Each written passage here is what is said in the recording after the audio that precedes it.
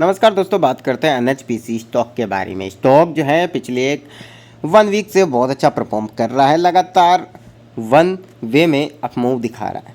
आगे क्या हो सकता है, क्या एग्जैक्टली वो पॉइंट आ चुका है जहाँ से स्टॉक अब जो है प्रॉफिट बुकिंग आ सकती है स्टॉक में? क्या अब यहीं से एग्जैक्टली सेलिंग में ये कन्वर्ट हो सकता है? अगर आप बहुत नीचे के अच्छे लेवल पर लेके बैठे हुए हैं तो लॉन्ग टर्म व्यू क्या है इस स्टॉक का? कौन सा वो बहुत इंपॉर्टेंट लेवल होगा जहाँ से यह स्टॉक अगर गिरा, उस लेवल को तोड़ा तो डेफिनेटली सेलिंग आएगी? साथ ही कौन सा वो रेजिस्टेंस होगा जिसका ब्रेकआउट अगर ये स्टॉक देता है तो फिर से एक बार नई तबाही मचा देगा? तमाम तरह की इंफॉर्मेशन मैं आपको दूंगा, लेकिन सब्सक्राइब जरूर कर लें ताकि आपको पल पल की अपडेट इस स्टॉक के बारे में दे सकें। देखिए, सबसे पहले तो बात करते हैं 2% की तेज़ी के साथ अभी ये स्टॉक आज यहाँ पर चल रहा है और खुलने के साथ ही स्टॉक जो है तेज़ी में कन्वर्ट होने की कोशिश कर रहा है। पिछले 4 दिन से आप देखें तो लगातार अपमूव में ये स्टॉक वन डे में अच्छी क्लोजिंग दे रहा है। लेकिन अब यहाँ पर दिक्कत कहाँ है कि मैंने आपको एक रेजिस्टेंस बताया था कि उस रेजिस्टेंस का ब्रेकआउट करता है तो ही ये स्टॉक जो है यहाँ पर ज़बरदस्त तेज़ी आ सकती है, जो कि मैंने आपको पहले बताया था, अभी 2 दिन पहले ही बताया था। और वो एक लेवल ऐसा है, यहाँ पर आप देखिएगा 118 रुपये, 116 रुपये का तो ब्रेकआउट इसने दे दिया है, लेकिन 118 रुपये का अगर ये स्टॉक ब्रेकआउट देता है, वन डे में ज़बरदस्त क्लोजिंग देता है, तो स्टॉक में बहुत अच्छी बाइंग देखने को मिल सकती है। लेकिन दिक्कत सिर्फ एक ही है कि स्टॉक ने पिछले 4 दिन से one day time frame chart पर एक भी दिन यहाँ पर रेड में क्लोज नहीं किया है, यानी कि रिट्रेसमेंट नहीं लिया है। विदाउट रिट्रेसमेंट इस स्टॉक ने अगर 118 रुपये का ब्रेकआउट दे भी दिया तो भी मैं ये मानता हूँ कि यहाँ पर थोड़ा रिस्क रहेगा। रीज़न क्या है, मान लीजिए या आज ही 118 रुपये का ब्रेकआउट दे दे और ब्रेकआउट देने के बाद यहाँ पर दूसरे दिन आप देखेंगे कि गैप डाउन खुल गया और फिर से 115 रुपये आ गया, तो दिक्कत यही है क्योंकि यहाँ पर एक भी दिन यहाँ पर वन डे टाइम फ्रेम का चार्ट देखेंगे तो रेड कैंडल दिखाई नहीं दे रही है। तो बिना रिट्रेसमेंट किसी भी स्टॉक में यहाँ पर तेज़ी आए, इवन बैंक निफ्टी की इंडेक्स के अंदर भी तेज़ी आए, तो मैं उसे बिल्कुल डाउटफुल मानता हूँ। किसी भी वक्त बड़ी रेड कैंडल बन सकती है और स्टॉक में गिरावट आ सकती है। तो आपको यहाँ पर ध्यान रखना है कि एक अच्छी रिट्रेसमेंट आने देनी है। 118 के ऊपर ब्रेकआउट करने के बाद भी एक रिट्रेसमेंट आए, एक वन डे टाइम फ्रेम पे एक रेड कैंडल क्लोज करें, उसके बाद दोबारा से ग्रीन कैंडल बने, तभी जो है यहाँ पर अच्छी अपॉर्चुनिटी बन सकती है। हालांकि यहाँ पर बाई और सेल की रिकमेंडेशन मैं आपको नहीं कर रहा हूँ, आपको अपना खुद का एनालिसिस करना होगा। लेकिन जो चीज़ मुझे दिखाई दे रही है चार्ट पे वही बता रहा हूँ कि स्टॉक तो बहुत बेहतरीन चार्ट बन रहा है। 118 रुपये का अगर ब्रेकआउट करके स्ट्रॉन्ग क्लोजिंग देता है तो डेफिनेटली यहाँ पर अच्छी बाइंग आ सकती है और लॉन्ग टर्म के हिसाब से भी बहुत अच्छी कंपनी ये मानी जा रही है। लेकिन दिक्कत देखिए, यहाँ पर वन डे टाइम फ्रेम पे कंपनी ने पिछले चार्ट आप देखेंगे तो जब तक रेड में कोई कैंडल क्लोज नहीं हो जाती है, क्योंकि देखिए रिट्रेसमेंट बाकी है, रिट्रेसमेंट होने के बाद भी ग्रीन कैंडल बने अगले दिन, उसके बाद ही आप इसमें एंट्री लें अपनी रिसर्च करके। याद रखिएगा, स्टॉक मार्केट में एक रिस्क रहता है और वो रिस्क के अकॉर्डिंग ही आप काम करें, अपनी एनालिसिस ज़रूर करें। दूसरी चीज़ मैं आपको बता दूँ यहाँ पर कि अगर ये 118 रुपये का ब्रेकआउट कर दिया तो हम यहाँ पे एंट्री क्यों लेना इंटरेस्टेड नहीं है, क्योंकि उसके पीछे का रीज़न ये है कि अगर ये स्टॉक रिट्रेसमेंट करने गया तो मान लो वहीं से फॉल स्टार्ट हो गया, ये भी एक बड़ी दिक्कत है। दूसरी चीज़, शॉर्ट टर्म की एंट्री बिल्कुल अभी अवॉइड कीजिए, क्योंकि अगर ये स्टॉक ने यहाँ पर ये 120 रुपये 118 रुपये का लेवल क्रॉस नहीं किया, पॉजिटिव यहाँ पर क्लोजिंग नहीं दी, तो आप मान के चलिए नीचे अगर आता है तो यहाँ पर एक लेवल जो है 100, यहाँ पर देखिए लेवल मैं बता रहा हूँ 110 रुपये का सबसे इम्पोर्टेंट सपोर्ट यहाँ पर मैं मानता हूँ 110 रुपये और उसके बाद 100 रुपीज़ का। इन दोनों लेवल की रिस्पेक्ट तो इस स्टॉक को करनी होगी, अदरवाइज स्टॉक में तेज़ी के साथ गिरावट आएगी, जो कि एक बड़ी गिरावट भी बन सकती है। तो याद रखिएगा, यहाँ पर स्टॉक तो बहुत अच्छा है, कंपनी बहुत अच्छी है, लॉन्ग टर्म में अच्छा पैसा बना के दे सकती है, लेकिन दिक्कत ये है ना कि आप हाई के ऊपर लॉन्ग टर्म पोर्टफोलियो में ऐसे स्टॉक को ऐड नहीं कर सकते। शॉर्ट टर्म के लिए भी अवॉइड कीजिए और अगले 1-2 वीक तो मैं ये मानता हूँ कि अगले नेक्स्ट वीक इस स्टॉक के लिए बिल्कुल एक अंतिम यूँ मान लीजिए कि बहुत बड़ी परीक्षा होगी, बहुत बड़ा एग्जाम है एक तरीके से स्टॉक के लिए नेक्स्ट वीक। रीज़न सिंपल है, अगर 118 रुपये का ब्रेकआउट ऊपर की ओर करता है तो फिर आप एक वीक से एक भी यहाँ पर ग्रीन कैंडल ही, सारी ग्रीन कैंडल है, रेड कैंडल है नहीं, तो बिना रिट्रेसमेंट ऊपर जाएगा नहीं।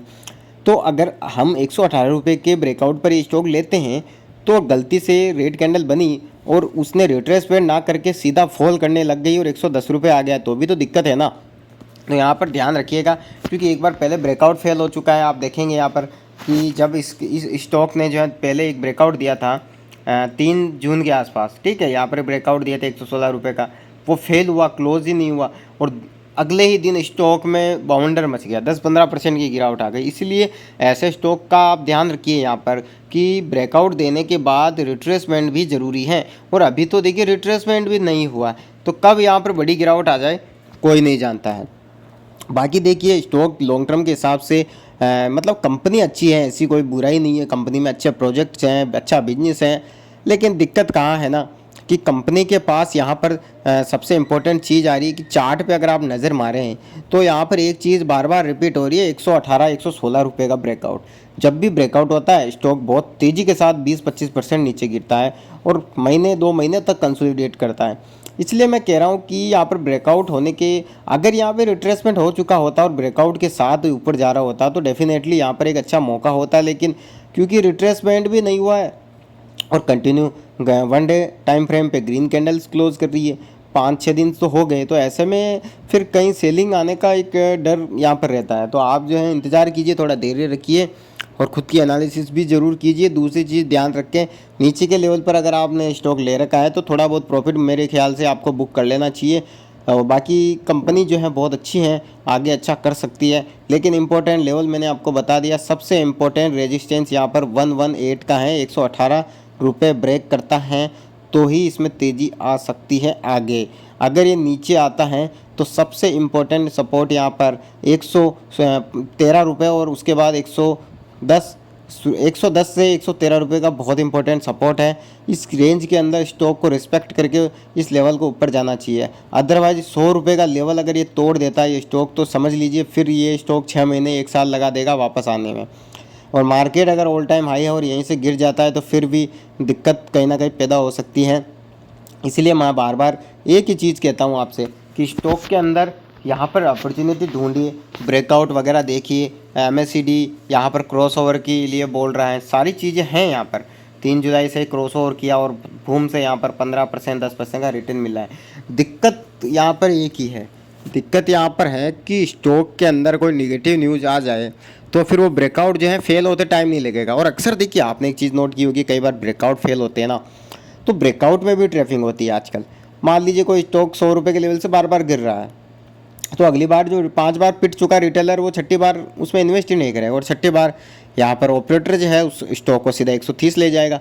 तो यही चीज़ होती है यहाँ पर 116-118 रुपये का जब ब्रेकआउट देगा तो सबकी निगाहें रहेगी, जो बड़े प्लेयर हैं उनकी भी निगाहें रहेगी यहाँ पर।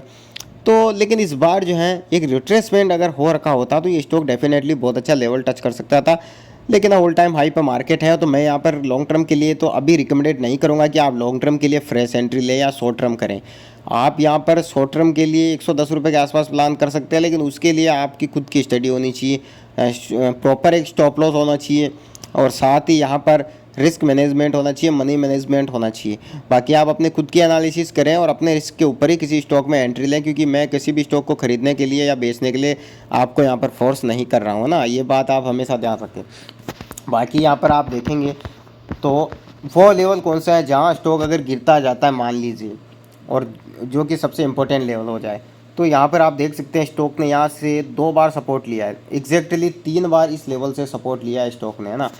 ये लेवल 77 रुपीज़ का लेवल, जब ये स्टॉक 100 रुपये का लेवल ब्रेक करेगा तो आसपास कहीं सपोर्ट नहीं है, तो वही एक इम्पोर्टेंट सपोर्ट है 77 या 78 रुपीज़ का, क्योंकि इस स्टॉक ने बहुत बार इस लेवल का सपोर्ट लिया, 23 जनवरी 2024 को, 12 फरवरी 2024 को, और फिर देखिए यहाँ पर 13 मार्च को और फिर 14 मार्च को इसने ब्रेक किया वो सपोर्ट और तुरंत रिकवरी करी सेम डे, अदरवाइज ये और नीचे चला जाता। तो 77 रुपीज़ का नीचे एक बहुत बड़ा सपोर्ट है, जो इस समझ लीजिए कि इस स्टॉक की उसी से सांसें चल रही है ना, ध्यान रखिएगा।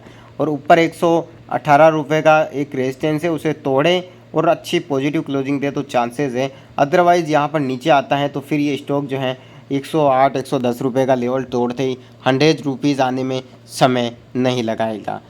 और दूसरी चीज़, कंपनी अच्छी है लेकिन अभी लॉन्ग टर्म में इन्वेस्ट करने का इसमें कहीं भी मुझे ठीक नहीं लग रहा है। इसमें एक क्रैश आने दीजिए, थोड़ा एक रिट्रेसमेंट आने दीजिए।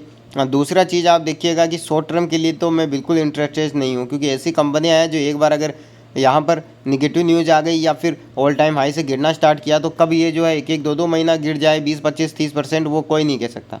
तो करिए अपनी एनालिसिस और अपने रिस्क के साथ ही मार्केट में हमेशा काम करें, अपनी एनालिसिस और प्रॉपर नॉलेज के साथ ही काम करें। नेक्स्ट वीडियो में मिलते हैं। जय हिंद।